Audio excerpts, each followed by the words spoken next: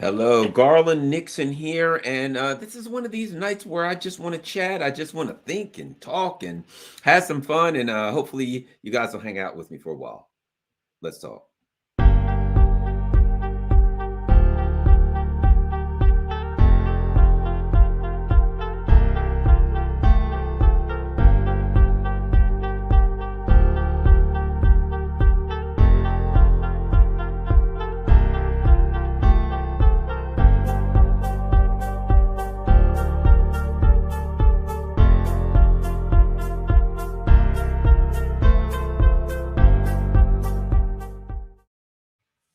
Hello, Garland here, and tonight's a night. Usually I got articles and stuff like that, but I just want to run off at the mouth a little while.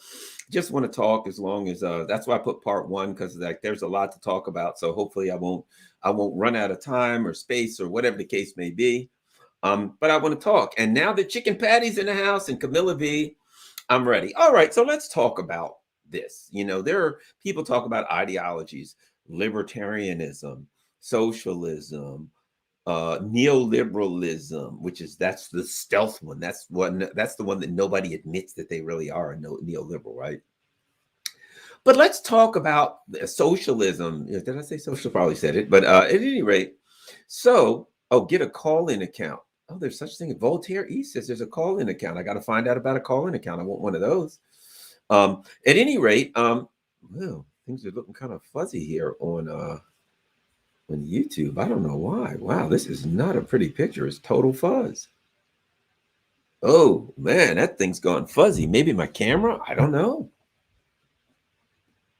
Yeah, I gotta wipe the camera off and it unfuzz. That's weird. That's totally weird, but that's okay. All right, so let's all like this. I'm a realist. You know what I say about realism? Here's what I say about realism, because I've heard people say I'm a realist. This is what I always say. You could go to like an insane asylum, if there's such thing, and find a person who's like, hey, aliens are coming to get me, and on and on and on, and I'm Jesus, and all the things that you would expect to see in an insane asylum. And you ask that person, you know what they'll say? They'll say they're a realist. So to me, I think everybody thinks they're a realist. So from a Zen perspective, I guess we all are. Everybody's a realist, right? So let's go with that. You're a realist. I'm a realist. Everybody's a realist. Let's talk about this. Let's start with this term free market. I find that interesting. And we'll talk a little bit about where the libertarians are coming from because it's important. The idea being this, there's a concept with this free market thing. And that concept is that businesses, people, everyone work together. They all seek their own benefit, and that somehow, and this is the part where I get lost, all businesses and everyone work together, they do business, they all seek their benefit, and somehow that works out in a way that it handles social issues, it handles issues of morality, ethics, and of course, very smoothly business, right? And so the thing about that is the issue I have with that. And keep in mind, I'm not any of those, and I'm all of those, right? I have never claimed an ideology. I always believe in this. We need to do what works. So right now, we're not doing what works. How's that? We're doing neoliberalism right now, and that works if you remember the top 1%. Other than that, and it doesn't even work but so long for them, as we shall get to. But at any rate, so the idea being, and there's a couple holes in that theory. So for libertarians, I'll start with you. I got a little hole in your theory, and here it is. The idea being, and then a lot of conservatives believe this. Oddly enough, the neoliberals are pretty much here too, that the government should allow the market, as it were, which is just a metaphor for all these businesses working together, to work without interference from the government, and all of these companies will work smoothly and everything will be worked out, right? There's a couple of holes in that, and here's the big one. Here's the big one to me. In order to have a corporation, who sets the parameters for that? The government. So the government creates regulations and rules so that we have corporations, right? And these rules do such things as what? They limit the liability of the people who own the corporations. They limit the liability of the corporation. So they affect the liability. I can start a corporation. I can be a total jerk. I can screw things up. Now, I may have some legal ramifications, but oftentimes, from as far as civil protections, you want to come sue the corporation. I started the corporation. I did everything wrong, did very, very bad things, but you can't prove fraud. If you prove fraud, that's a different thing. That's an individual thing, but you can't prove fraud. But I just ran a bad corporation and I did do fraud, but you just couldn't prove it. So I can then, the liability is limited. LLC, a limited liability corporation. My liability is limited by whom? By the entity that created that corporation, the government. So the government says there will be corporations, and the government creates the rules and regulations for those corporations. The government then creates the standards of liability for the corporations, which generally is going to protect the corporation from a lot of liability, and the owners of the corporation, right? The partners, whatever the case may be, of the principles from a lot of liability. And the government's going to do other things. What are some of the other things they're going to do that's very, very important? Patent. The government's going to say, if you and your corporation invents something, other people can't copy it, right? So it protects the corporation there, right? But there's to me, the big hole in the libertarian argument, and even, I guess a lot of conservatives feel this way. The government creates the parameters so they're corporations. So the government says there's no such thing as corporations. There's no such thing as not corporations. So the government says, let's create these rules. Let's create these regulations. Now, under these rules and regulations, there can be corporations. They will be protected from liability under certain circumstances, and the government will protect their patent rights and other rights, right? But then the government shouldn't regulate those corporations. So the government should create regulations to create the corporations, should create regulations to protect the corporations from liability, should create regulations to protect the corporation's various patents and various inventions and things like that, right? So the government's doing all that. But the government shouldn't regulate the corporations and when it comes to things like how they treat their employees, how they treat the environment, how they interact with each other, protections for the workers, protections for the people who purchase. So I think I could take a slice out of libertarianism a little better if you said a little more consistency. There's no such thing as corporations. Everybody does business and there's no protections. Don't see, because what you're doing is, and libertarians and conservatives, let me change this. Let me not say libertarians and conservatives. The free market people, the people who believe there is a free market, which I don't believe. I'll get into that later.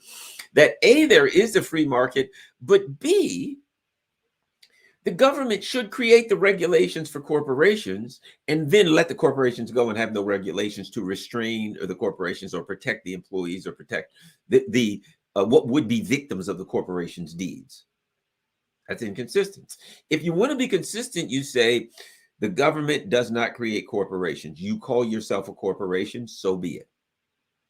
You don't have liability limits. You don't have protection from, so you don't have, the government doesn't protect you, doesn't protect your patents. If you make a certain kind of tennis shoes, anybody can make them. If a libertarian went to that level of consistency, or conservative, a free marketeer went to that level of consistency and said, no, I'm not going to say after the government creates the regulations and the protections for a corporation to exist and be protected, after the government does all that, then we take the government out of the mix. There's an inconsistency. The government's only in the mix. It's only allowed to make regulations to create the corporation and protect the corporation, but not to restrain the corporation. To me, there's an inconsistency there. There's a contradiction there, saying, I believe that we should have a free market, but the market, is it really free? To completely free? The government had that much input in creating the corporations and protect. And even as this so-called free market is going on, right? The government, even then, is saying, I'm not going to regulate the corporations and tell them what they can or can't do, but I will continue to protect them under liability laws. I will continue to protect them from various regulations that protect workers or protect their purchasers of their goods or services. There's an inconsistency there. to me. So you're getting all the good. If you're a corporation, you get the good from the government. It's going to protect through use patent laws. It's going to protect everything I invent, but nothing else. But it's not going to restrain me in any way or shape or form how I use those things. I think that's an inconsistency there. So let's move on from that. So, you know, the idea for the free marketeers, the government's bad, but it wasn't all that bad because it created corporations.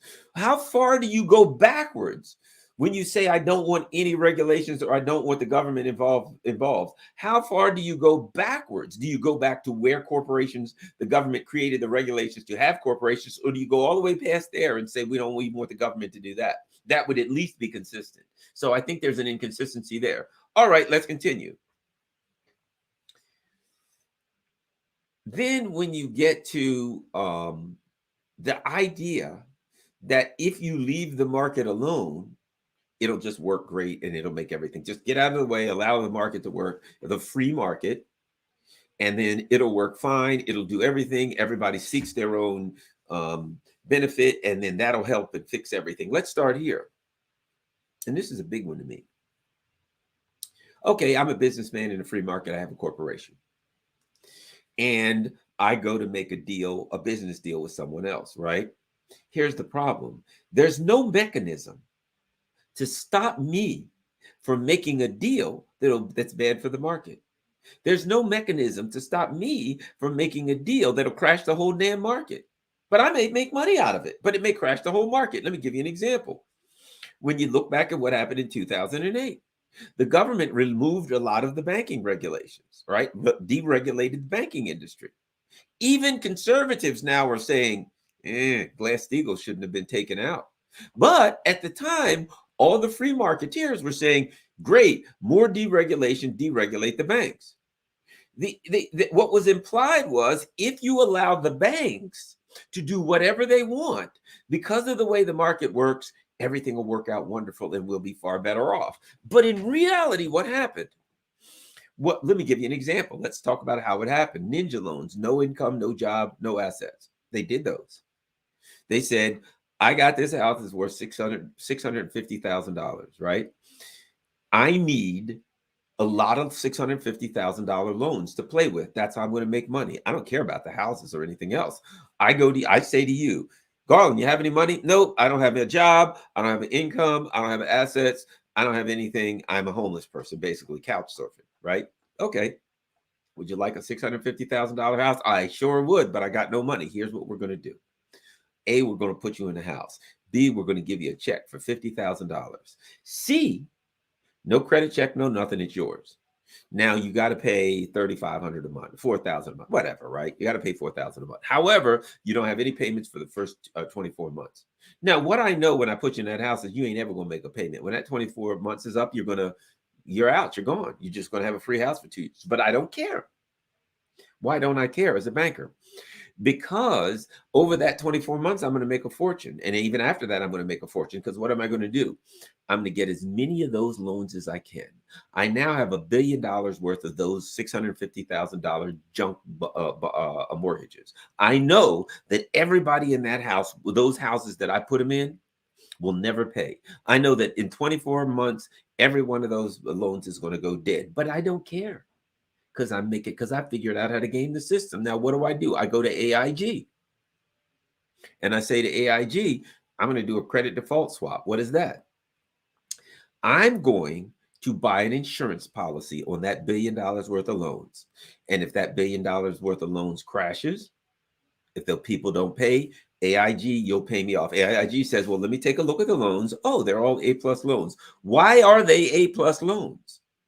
Because my bank and other banks went to Moody's, went to the people who rated them and said, if you don't rate all of our loans A+, we'll find another company to do business with and put you out of business. So then Moody's says, they're all A+ loans. So now, because I've gamed the system, I have $1 billion worth of loans, and it was many billions, but $1 billion worth of loans, and they're garbage, but they're rated A+ because I gamed the system to get Moody's to rate them A+. And I know that in 24 months, they're all going bust because they were all designed to go bust. They were all garbage loans given to people who couldn't afford to buy them, intentional homeless people, whatever. I didn't care as long as I got somebody in that house and I got a loan on a piece of paper. You don't have to pay for 24 months. Now, I got $1 billion worth of those loans. And I have now gone to Moody's. I twisted Moody's arm. I got them all AAA rated. And I went to AIG and I took a loan. It's like you're buying a house that's already on fire and taking fire insurance out against it, right? I know they're going to bust, so I go to AIG, give me insurance policy on all these AAA rated loans. AIG says certainly. Boom. Now keep in mind, why am I talking about that? Because those banks are now unregulated. There is no mechanism. What they did, right? Because what happened? Eventually, those 2 years came up and every one of those loans crashed. And now I go into AIG. I said, oh, well, AIG, I would have never saw this coming because they were AAA loans. Okay, I would have ever saw that coming. But they did go bust, give me my $1 billion. The problem AIG had was all the banks were doing it at the same time. And they came to AIG and they said, mine went bust. So mine too, mine too, mine too, mine too, mine too, mine too. Right? Everybody around. Okay, AIG, we need $1 trillion. And AIG said, I ain't got $1 trillion. I can't pay you off. All you banks are going to go bust. And the government came out and said, here, AIG, here's $1 trillion for you. You guys need some money too? Yeah, money for you, money for you, money for you, money for you. So what happened in this free market? Because in this market, there was no mechanism, and there is and can be no mechanism other than government regulation, which if you're libertarian or conservative, you don't want government regulation. But there is no mechanism to stop Garland Nixon, the banker, from dreaming up a shiesty scheme where I get rid of $1 billion worth of bad loans, where I game Moody's and threaten Moody's so I get them to AAA rating. And then I get a insurance policy on them. So when they bust, I'll get the $1 billion. There's nothing in the market to stop me from doing that without regulations. And so everybody did it. And the whole market crashed. And who bailed out the free market? We did. So the free market, banks got unregulated. And once they were unregulated, they acted in a way that unregulated banks would act. That unregulated corporations would act. Did they act in the best interest of all? No, they didn't even act in their own best interest, because in a system that was fair, they would put themselves out of business. But because they knew this wasn't really about the free market, because they knew that they owned these people on Capitol Hill, they knew they could get away with it and just go get the money from the government. So there never was a free market. The government created the corporations. The government said, go forth and do good in an unregulated environment. The corporations then went and gamed the system so they could make a fortune, all the while knowing that while they gamed the system, they were setting the system up to crash, but they didn't care. Because they knew once the system crashed that the government would make them whole financially. The government would indemnify them. So my point being this.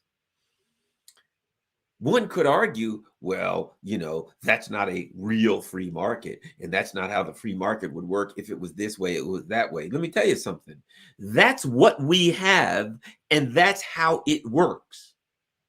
When someone decided to use because think about it.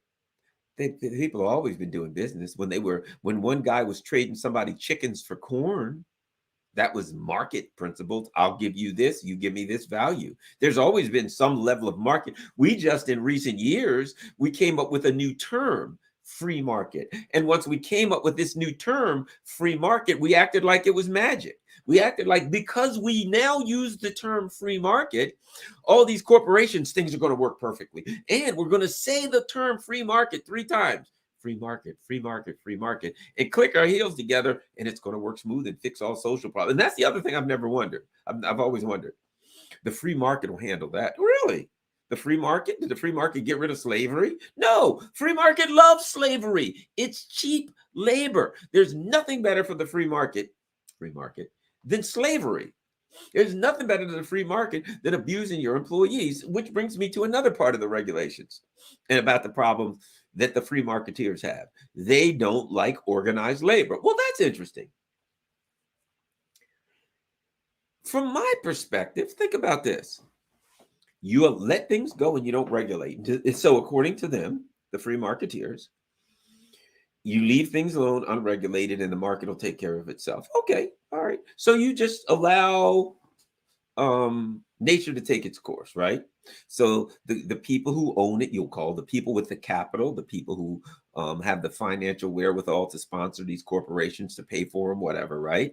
They get things going. And let's say they're not paying the employees enough. The market now dictates that the employees aren't being paid enough. So they all come together, they form a union, they complain, they go on strike or whatever. Now, here's my argument. If you're a free marketer, that's part of the market. Look, it is natural that the owner of the company will make as much money as they can. It is also natural that a part of this so-called free market, which are the employees, will want to be fairly compensated. So what you have now, if I'm a free marketeer, is somebody says, hey, they formed a union. Let's see what happens. Let's see how that works out. Really? Yeah, because I mean, it's part of the market and the market will handle it. But for some reason, the free marketers never even believe that the market will handle organized labor. What they say is the government should step in and stop it. It should be stopped. They would have passed laws. Right to work laws. What is a right to work law? It pretty much kills unions. They want to do everything they can to kill unions. Well, if you really believe that the free market works and it should go unmolested, unions are just part of it. It is a natural reaction. When people make a lot of money in a corporation, there'll be a discussion. Corporations making $1 billion a day and the employees are getting paid $10 a day. That the employees will say, we're making you $1 billion a day and all of our salaries together come to $10 a day. We think we should at least get $1 million. That's 1/1000th of your salary. Can you give us? We work hard. We make you all this money. And then the company says no. And then the employees say, well, we're not going to work until we're on strike. Isn't that, if you're a free marketeer, a natural part of the market, right?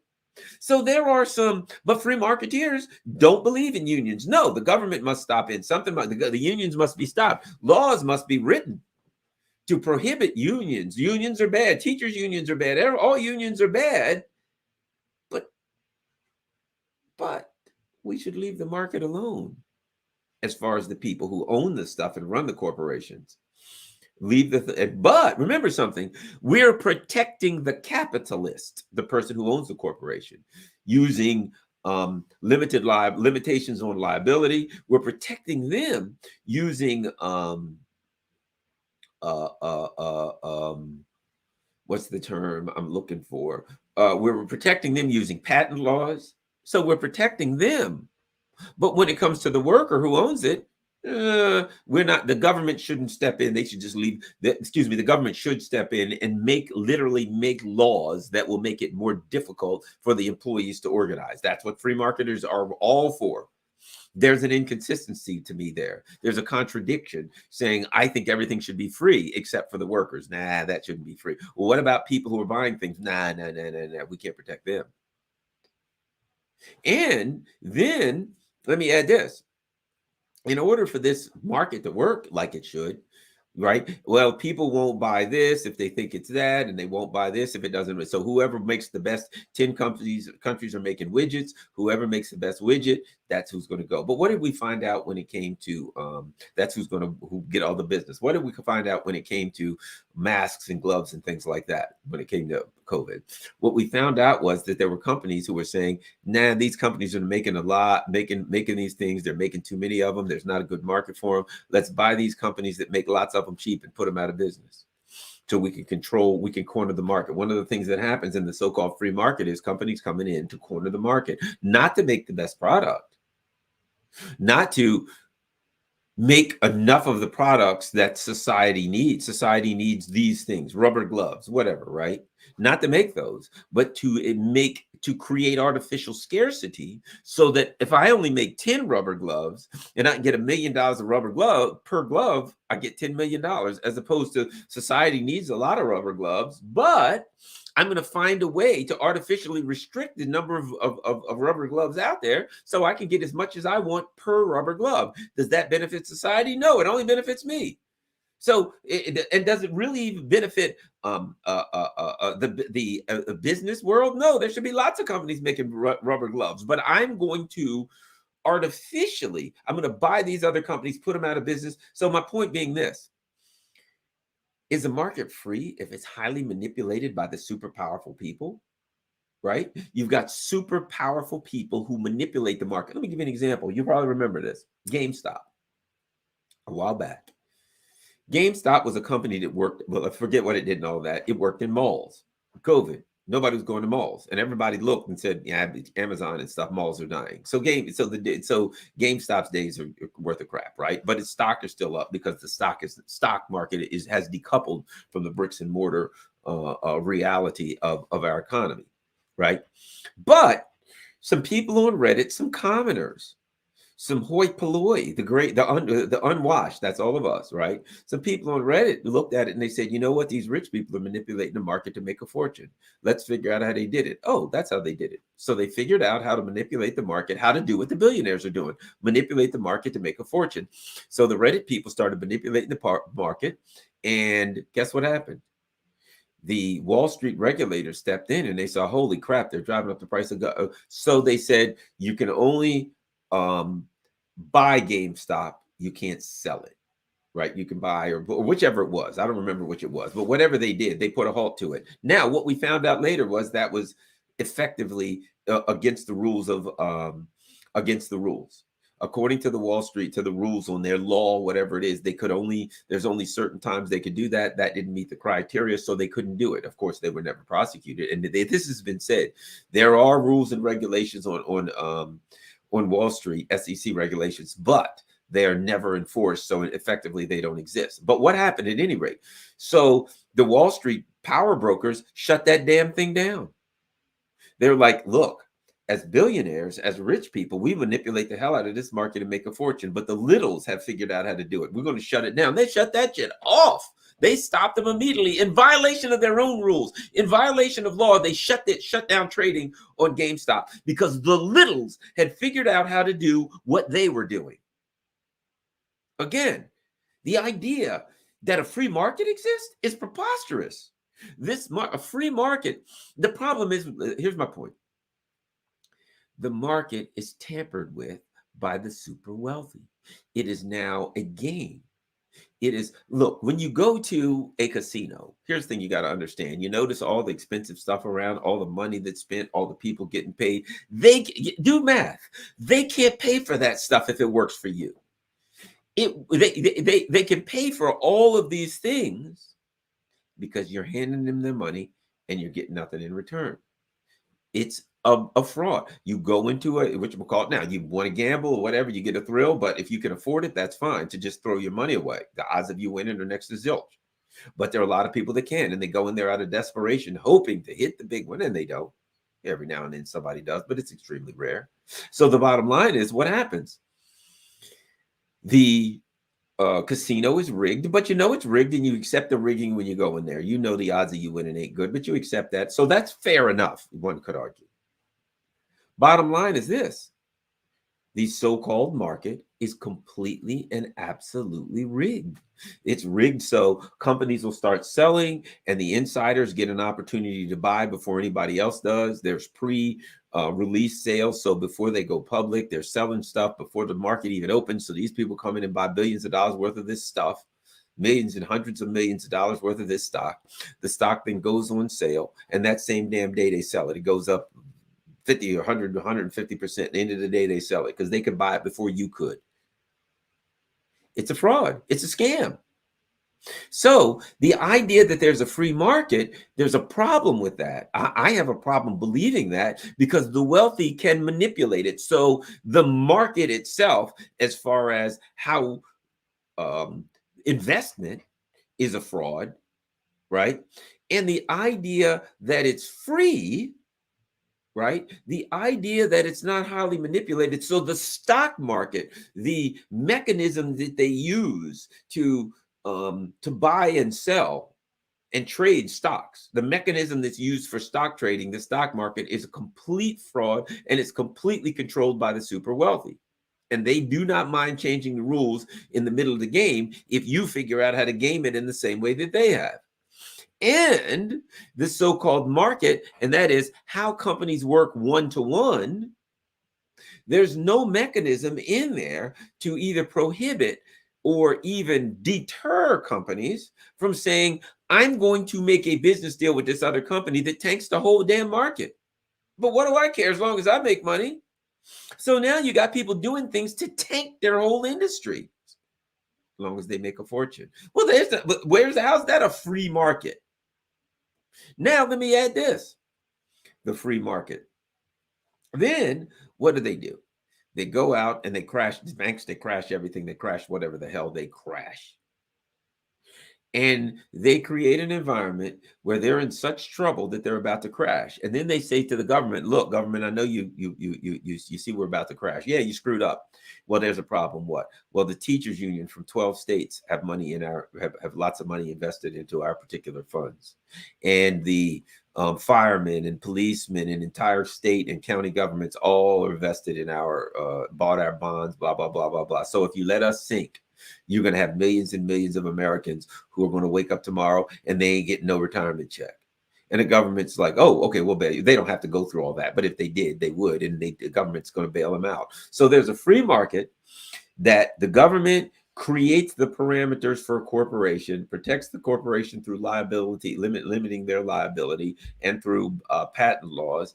The corporation then goes out and bankrupts itself in a manner that the only way to save these companies is for the government that we don't want involved in any way bails them out. So the government is involved at the beginning when it creates the regulations and rules so there can be corporations. In the midterm, when it protects the corporations from liability and patent infringement and things of that nature. And then in the end, when the government blows, when the corporation blows itself to hell, and the only way to save it is for the government.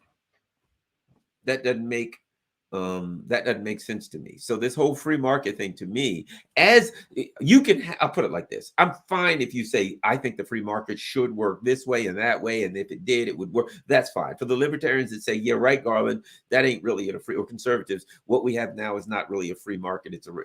This is not what we're talking about. I respect that, because you're saying, I want an economic system that's different than the one we have, rather than saying the market that we have is a free market and I want to protect that system. That doesn't make sense to me, because this market, there's nothing free about it. And no matter what lens you view it through, it ain't free. It's highly manipulated for the very, very wealthy. Now let's go on to something else. That's why I say there's other terms, socialism and things of that nature. Let's talk about the government being involved in corporations. And so that I'll bring in Russia and China and South America. Why do I say this? Because I've traveled in South America extensively. I've talked to people, as you probably know, I've talked about this, went out to little villages on the side of a mountain, talked to people way out in the middle of nowhere, hundreds of miles, 3-hour flight from anywhere. And what you find is, the South Americans want and people call it socialism. They're really big into calling it socialism, but let's just talk about what it is without using names. What do they want? Your Venezuela. They want to elect their leaders. They want a democracy. So start there. We want our democracy. They said to me, we'll fight to protect our democracy. So they want a democracy. They want to protect their leaders. But what else do they want? How do they see their brand of socialism? Here's what they'd like, and here's their game plans. And so what do the South Americans want? Oh, mostly this is it. Venezuela has a lot of oil. They want Venezuela to nationalize the oil, which it has. They want the oil or any other resources, the gold, timber, you name it, whatever this main thing that this country has that it can export, that's under the land, lithium, whatever, right? Here's their plan. The government pumps the oil, handles the oil, handles the sale of the oil. The government then uses that money to fund government. The government uses that money for infrastructure, for helping the poor, for building the military, for doing paying federal employees, on and on and on. And then the people don't get taxed to hell. They don't pay much taxes at all. So that is their plan. The government, if we've got lithium, if we've got, every country has some natural resources, whatever natural resource we have, the government nationalizes it. It's run by a government corporation. The government uses that money to fund the government, help the poor, etc. They want a major social safety net for the poor. And we could get into why that is. There's a very valid reason for that historically, if you understand South America. And so that's it. That's what they want. We got oil, we got lithium, we got gas. The government has a national corporation that sells it, takes the money, funds the government, funds the social safety net. We don't get taxed much. Creates opportunity, education, all of those things are free. You go to Venezuela, hey, what's your electricity bill? Electricity bill, what's that? It's a human right. That's what they want, right? And they definitely want democracy. Okay, let's start here. I think one of the reasons, and we'll continue, that the U.S. and its vassals hate Russia. What is Russia's system? What is Russia's system? What did I just say was a system in South America? Gazprom. Who owns Gazprom? The Russian Federation government. So the Russian Federation government sells gas, sells oil, sells all of these natural resources, brings all of that money in and uses that money to fund the military, use that money to fund the government, uses that money to, if I'm not mistaken, I think they got like a 10% flat tax in Russia, 10% tax for everybody. But the government does the same thing that the people in South America want. And they don't call it socialism. It's not, and let me add this. When you go to Venezuela, most of the government owns the big corporations. I mean, the big nationalized natural resource corporations, but the rest of the stuff is regular old owned by people. It's not like they own everything. No, most of your businesses, most everything is owned by people. It's a market environment. But those huge companies, I mean, the oil company, in fact, in Venezuela, that's a government company that's used to fund the government, which is what they do in Russia. Let's not forget, I believe it was the 90s when, and I think this is when things went bad for Russia, when the European Union said, what we'd like to do is send our countries over there to develop your gas and oil and natural resources. Well, you know what they were going to do. They were going to steal the hell out of every bit of it, right? Russia said, no, thanks. We'll do it ourselves. At that point, Russia was screwed. And that's the point where the European Union said, you don't understand neoliberalism, buddy. We don't allow that. Because if we allow you to do that, your people won't be taxed heavily. Your people will be fairly happy. They'll be doing okay. And they won't, your government will be funded. And a bunch of our rich companies won't go to Russia and sell all your resources and take the money out of your country. It stays in your country. I firmly believe that's one of the reasons that Russia's hated, because that's the same model as Venezuela. That's what they call socialism in South America, except South America has they want a much more robust social safety net than Russia has. It has a social safety net, but South America wants much more robust, right? Now, let's go to, and I've been chatting for a while, but we'll do this again. Maybe tomorrow I'll come back on. I want to talk some more about these. But so what you've got is, now let's go to China. My understanding of China is about 70% of the businesses are owned by the government, and about 30% of the businesses are owned by individuals, conglomerates, stuff like that, right? Okay. So, and China is a much more controlled environment by the government, right? Okay, but highly regulated. So China, and let's go into one more thing that you got to add into this. There's an issue that you got to add into this when you're talking about ideologies and things of that nature. And that is the issue of debt. Add that in there. Why is that? Is Russia in debt? Hell no. Russia has enough money. Russia is not a debtor nation. It's a creditor nation. Russia has, before this war started, and doesn't even more now, they had enough money to pay off all the debt. Every person's debt, every corporation's debt. All the government doesn't have any debt. The government's in surplus. Now, is China in debt? I think they got like $13 trillion on the side. China's loaded with money. Why the hell do you think they're going out around the world building airports and damn roads and ports all over Africa and places like that? Because they got plenty of money. They're selling it stuff that goes back to the government. They got a fortune. They're okay with money. They're not in debt. They are a creditor nation. Now go to the United States. Up to our ass in debt, $30 trillion in debt. Let's go one further. The states are in debt, up to their ass in debt. Well, so a lot of the states actually, in fact, have constitutions that require balanced budgets. I mean, Maryland requires a balanced budget, but you've got a lot of cities that are in debt, a lot of corporations that are in debt, and of course, a lot of people that are in debt. And one thing about our system, people always talk about debt, right? But they never talk about to whom.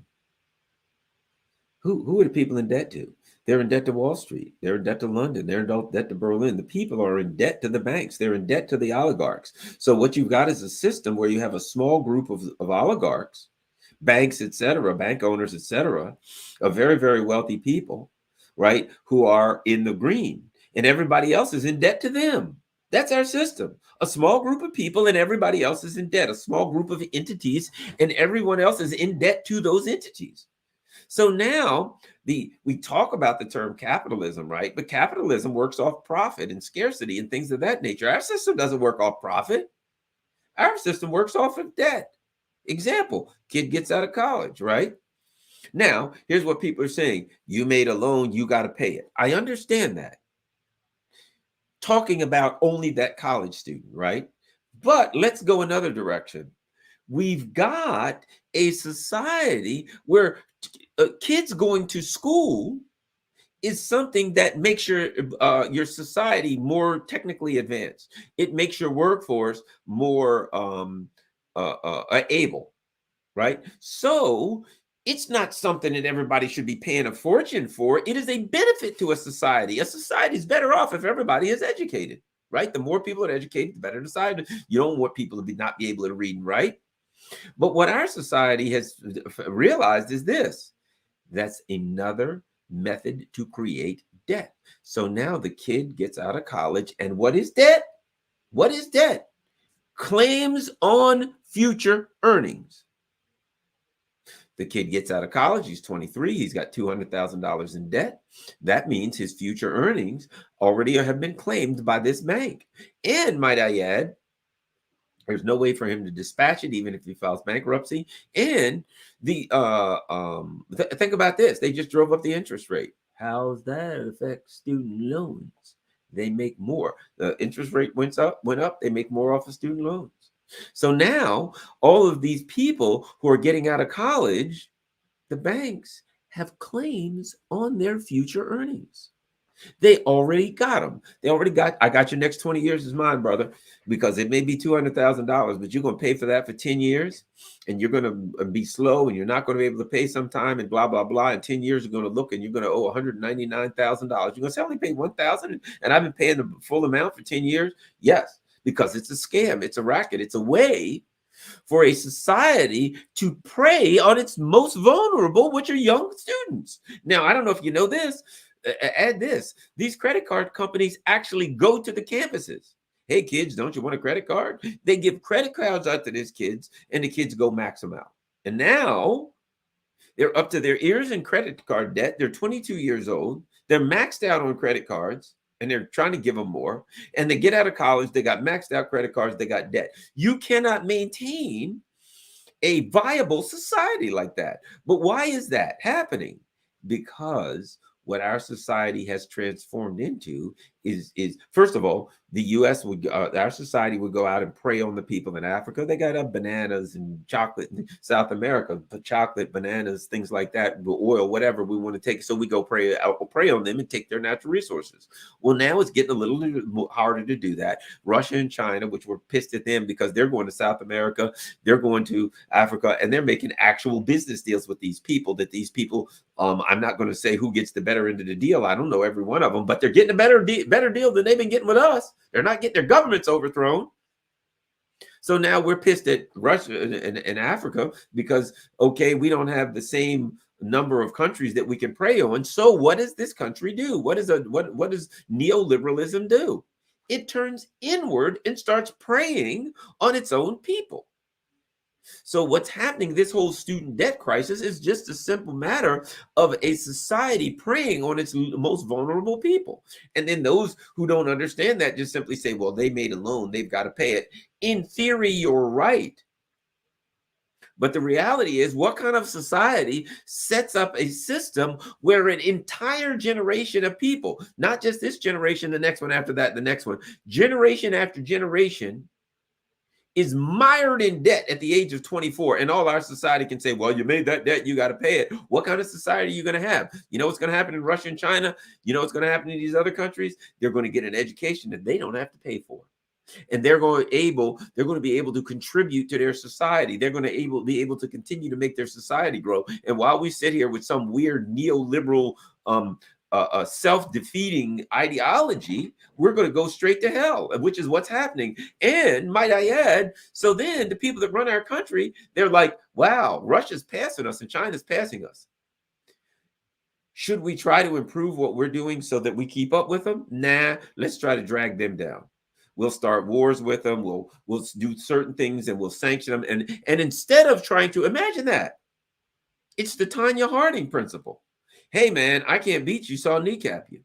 We're right now, our neoliberal system is stopping us from creating the people, the college students coming out with a degree in engineering and a degree in all computer things and physics and all that stuff. They can do good things and make things work. No, they're up to their ears in crap, in bills. Their lives are a living hell. While China and Russia are out here graduating people who are not up to their ears in debt, because you can get a free college there. You can go to free state schools there. So we have a generation of people mired in debt. They got a generation of people who are free to innovate and create new things and blah, blah, blah. And you wonder why they're passing us in you wonder why they're passing us in technology. We're in reverse. They're in the passing lane with their blinker on. We're in reverse. Not only are they going by us, we're in the other direction going backwards. And the best we can do is, well, these college students, they made a loan, let them pay it off. Oh, in theory, sure. But what kind of country are you going to have at the end of that? A country of a bunch of people with their hung low, working 2 Pizza Hut jobs to pay off their degree in engineering because they can't get a job in an engineering firm, and contributing nothing but anger. So where does that get us? So what I'm talking about is not each individual borrower. I'm talking about as a society. Ideologically, is that in the best interest of our society? No, it's not. It's not in the best interest of our society. So those who are arguing for the free market, there ain't no free market. It's manipulated. And within the context of that market, there are no mechanisms to stop the people inside them or who are working in that market from crashing the damn market. And they crash the damn market, and then they get bailed out by the government. And might I add, here's another part of that market. Another thing that so-called free market realized was, I can buy the members of Congress. I can buy the government. I can use lobbies. So now the corporations say, not only do we control the so-called free market, we control the government that's supposed to regulate that free market. Or if you're a total free marketeer, you don't want the government to regulate it at all. But the government steps in and passes laws all the time. Imagine this. You're buying something. For instance, at one point when I was when I was in law enforcement, right? And I had several facilities under me. I'm bringing in a new vendor. You know what I had to do? I had to get 3 bids. And if I wasn't going to go with the cheapest one, I had to justify why I wasn't going with the cheapest bid, right? Shouldn't that work everywhere? But what does Congress do? They say Medicare is going to buy whatever, acyclovir or whatever, Propinix or whatever the hell, I don't know, what any of these things are. But so it's going to buy metformin. There's one, metformin. I know what that is. That's for people who have diabetes. So it says, then that's something that Medicare would buy a lot of, metformin, right? Okay, we're going to do that. Well, any of us would say, let me call 3 places and 4 places, see where I can get it the cheapest, and do that. But the US government doesn't do that. The US government is not allowed to shop around, is not allowed to try to get the lowest price it can. These are our tax dollars. And the government is not allowed to look into ways to get things as cheap as possible. They got to pay the highest price, which means, so now the corporation comes and says that'll be $700 a pill. Keep in mind, Canada, they're paying $7 a pill. And what do we say? Oh, well, the pills in Canada aren't as good. Well, aren't they the same companies coming off the same assembly line? It's a lie. Again, that's neoliberalism. That is, look, it's a self-serving racket. The government's job in that instance is to ensure, think about this, when the government says you cannot try to get the best price you can, the government's job then is to ensure the highest profits for the corporations. Again, is that some kind of free market, whatever? Is that? No, that is the system that we have. It's a predatory system. It's a system that works for the wealthy. It's a system that works to ensure that the companies make as much money as possible.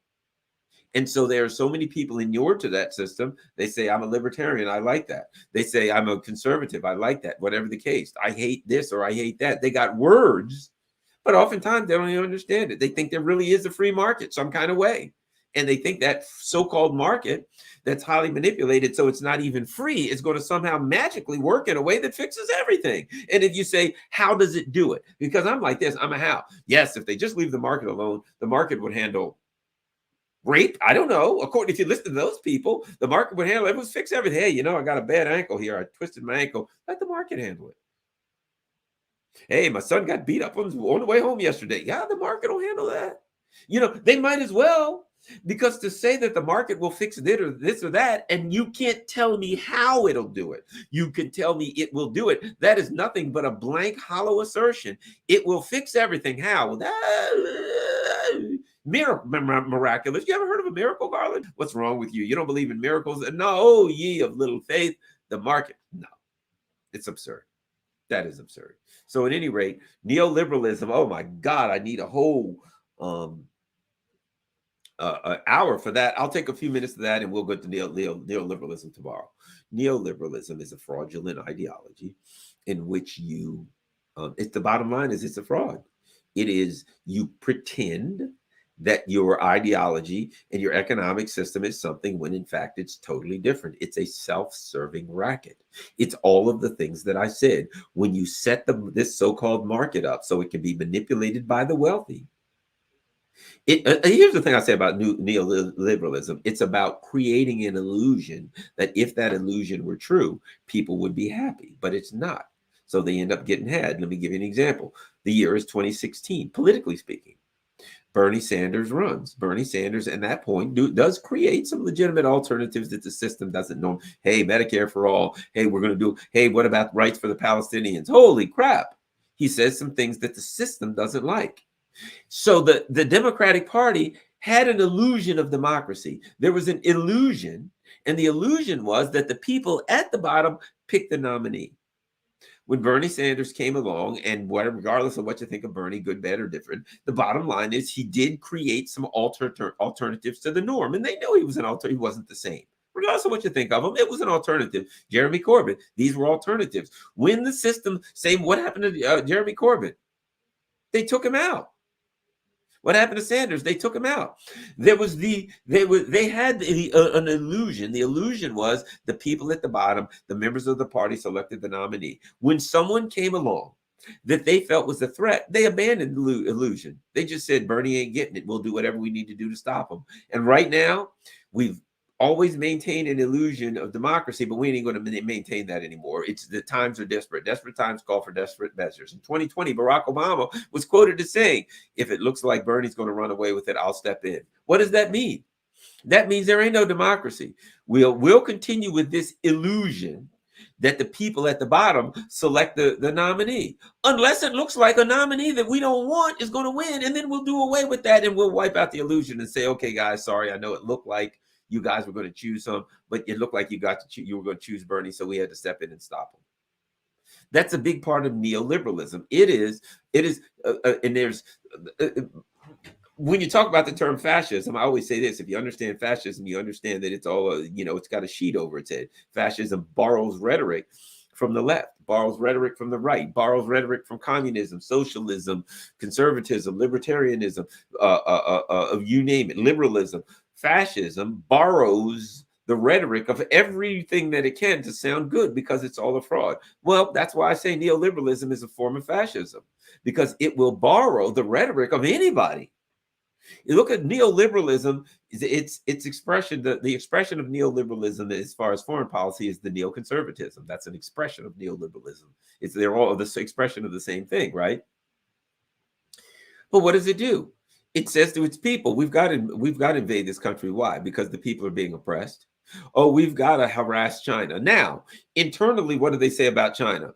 The Wolfowitz doctrine. China is getting too powerful. It's getting economically and militarily powerful. We're not going to try to improve. We're got to drag them down. So what do they say? They say, okay, internally, how are we going to stop China? China's becoming economically powerful. We don't like it. Now, what do they say to the suckers? They go to the liberal interventionalism. Well, the Chinese people are not being treated right. Look at the poor Uyghurs. They're treating the Uyghurs wrong. Oh my gosh. And they've got social credit systems and they do this and they do that. Oh, look how bad they're treating our people. Now, the implication is this. Therefore, the world's police, you've heard in Saudi Arabia how they had the religious police that would go around, and if they saw a woman without a veil, they'd give her a couple whacks. And if they saw you holding a woman's hand in public, they'd give you a couple whacks. The Taliban had this thing too, this religious police that goes along and make sure that you go along with the dogmatic ideology, right? Same thing. It is the neoliberalism saying we are the world's police. We are the religious police of neoliberalism. And we go around the world and we say to China, most polls we see say 86 to 93% of Chinese support the government. So let's split it down the middle, 89, 90% of Chinese support the government. Regardless of what we think about China, that's their damn business and it's their government. And if 90% of the people are happy with the government, then 90% of the people it is. And the bottom line is, maybe they don't. Look, they brought 800 million people out of poverty. Maybe they'd rather not be poor than they would worry about these so-called rights and freedoms that we don't even have. We don't have them. But the neoliberal interventionalist needs an excuse. And the excuse is we're out here to do good in the world. We are the moral police, the religious police, and the religion is neoliberalism. And therefore, we got to go around the world and correct anybody that's not going along with our religion. Oh, look at China. Oh, Venezuela. Well, that's a socialist country. We don't think they should live like that. What the hell business is it of ours? Cuba. Well, they shouldn't certainly live like that, regardless of what the people think. What? Again, it is creating this kind of religious police that goes around the world to correct everybody. And meanwhile, the suckers here say, yeah, boy, that China's bad. That China's terrible. Who the hell is business is it of ours? They don't ask themselves. So now what you have is conservatives and libertarians who have become liberal interventionists because they're convinced that they got to go save the Chinese from their government, even though 90% of the Chinese care about are happy about their government. They got to save Alexei Navalny, who was arrested in Russia. And it's bullshit. Oh, some guy was arrested in Ghana. Do we have to save him? No, because they don't have all of those natural resources like they got in Russia that we want to steal from the Russians. Russia's becoming powerful, economically and militarily powerful. Therefore, you ever notice, isn't it convenient that America's religious police, the dogma police that goes around the world and says, China, you're not treating your people right. Russia, you're not treating your people right. Saudi Arabia, oh, yeah, that's right. You're under the umbrella of our empire. Hey, all good, man. Don't worry about it. We got you. We got you, bro. We got you. MBS, we got you, bro. Israel, we got you, man. Don't worry about that. Doesn't matter how you treat the Palestinians. We're good. This is all a fraud. You guys know it. So we're going to go back over here and harass Russia and China. And these idiots run around like, yeah, do you believe what China's doing? I don't give a shit what China's doing. I ain't Chinese. I know what Americans are doing. They're getting screwed by their government. They're getting lied to. They're getting locked down. They're getting forced to take vaccines, whether they want it or not. They're getting all kinds of stuff that they don't have a say in. So But meanwhile, they've turned the whole conservative party into liberal interventionists that got to go around the world and save China. Oh, the poor Chinese people. We got to step in and save them. The Uyghurs. We got to save the Uyghurs. They always got somebody in China. They always got another. It's a self-serving racket. It's something to drag the suckers into their next war. At any rate, well, holy crap, it's been an hour. All right, well, thanks a lot, everybody. A couple of things. Oh, wait a minute. Got to look for super chats. Got to look for super. I saw one earlier. Oh, there we go. There it is. I saw that go by. And that is Kinky. Wonderful. Love you, Kinky. Great live stream, Garland. Kinky and I are very, very tight. Thanks a lot, Kinky. Kinky, I think, is in California. Kinky, you ever check out my show on KPFK? Yeah, there's a guy who comes on after me, apparently, that hates my guts, and that's a good thing. Hey, Garland, I'm looking forward to Chicago, says Jonathan Blazer. Jonathan Blazer, what's the guy that was on Wu-Tang that used to call himself Johnny Blaze? Here we go. And by Blaze, he meant firing up weed, actually. Anna Mayer says, I work in a space where I see employers pushing their employees to invest in 401ks. Do you think they're nefarious actors or willful idiots seeking to protect themselves? Yes, is the answer. They are. Look, that's the system we're in. The employers or employee, whatever, they think they're doing. Hey, I ain't going to provide you with retirement like companies used to. So you go put your money. It's a way. 401ks is a way of what? Back in the past, people had pensions, and they got more in Social Security, reducing Social Security, take the burden of pensions off of corporations, and tell people put your own money in the 401k. Of course, now the market crashes and you lose every damn dime, and all of that money, that 401k money, is going into the stock market, artificially increasing the values of stocks of these criminals.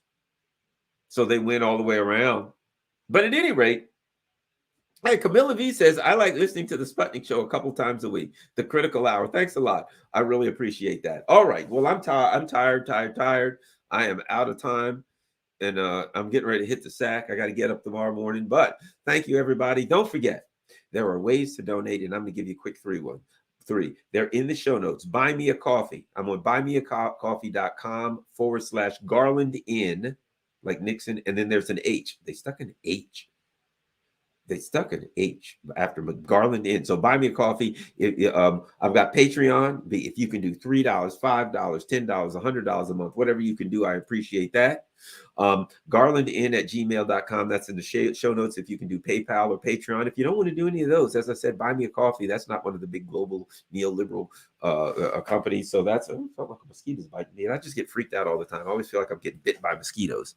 The slightest little itch, I feel like. You ever get that feeling like, I think a mosquito's gotten in my house? And now, you know what happened? Like a mosquito got in one night, and I'm like laying in my bedroom fighting this mosquito all night. And then like I get this fear now, this horrible fear that I'm going to get into bed and I'm going to hear a buzz. And I'm going to be like, no, there's a mosquito in my bedroom. You know, that's the worst thing you could possibly have.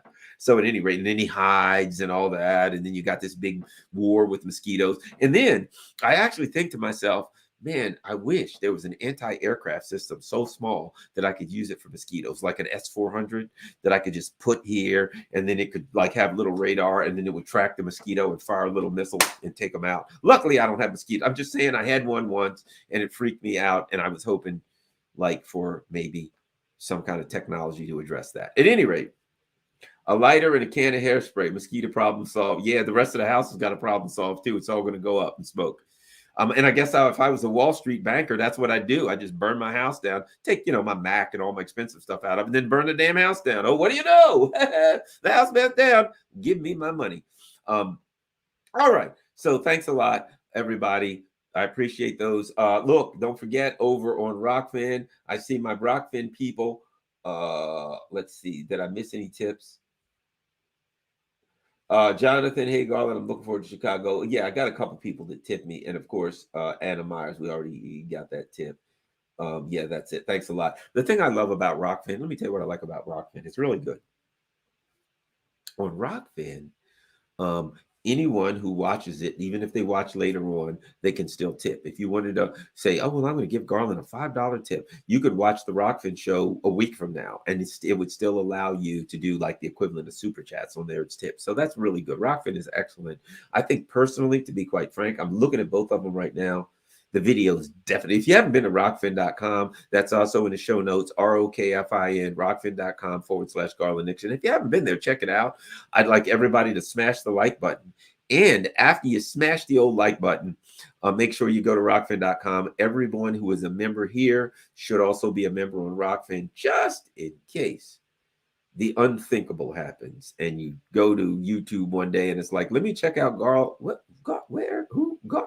He used to be on YouTube. Well, you know where I am. I've got an Odyssey channel. I really don't use it much. But you know the great thing about Odyssey? What Odyssey does is I have it set. It goes and grabs all of my YouTube shows. So I can go on, or if YouTube shut all this stuff down and cut it out, it would all be on Odyssey, because Odyssey goes up and grabs any YouTube show I do once a day. It looks at YouTube and takes anything off of that. How awesome is that? Odyssey is really good. I like it. But at any rate, my favorite is Rockfin, ROKFIN.com/Garland Nixon. Thanks for anything you can do. Buy me a coffee, whatever the case may be. Patreon.com. Last but not least, PayPal. Whatever you can do. Thanks a lot. Peace. But let's see. The Gaggle and Crosstalk back on YouTube. The latter uploaded by a CD, and Crosstalk's back on YouTube. Oh, that's awesome. Awesome. All right. Where in California are you? Kinky. My daughter's in California right now. I think she's up near Frisco somewhere. Her and her husband are hanging out, having fun, vacationing. But at any rate, thanks a lot. And much love to everybody all over the place. Peace. I'm out.